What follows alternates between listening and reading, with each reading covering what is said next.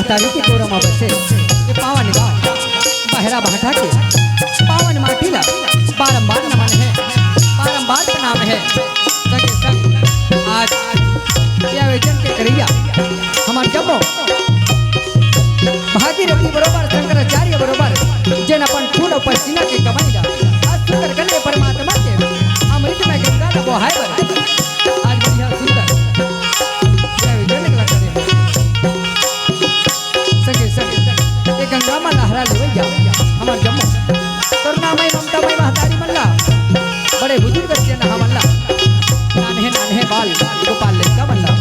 और हमार जम्मो की जमुरिया मल्ला हमार छत्तीसगढ़ी लोकप्रिय जय मां भानेश्वरी रामधुनी मंडली गांव संबलपुर सिंधोला जिला राजनांदगांव छत्तीसगढ़ के लड़का के रहले कोटि कोटि नमन है, कोटि कोटि प्रणाम है। आवन संगवारी हो ये समय ला ये क्षण ला बिखा नहीं गवा करके परमात्मा के अमृतमय कथा के रसपान करबो और अपन जीवन में उतार के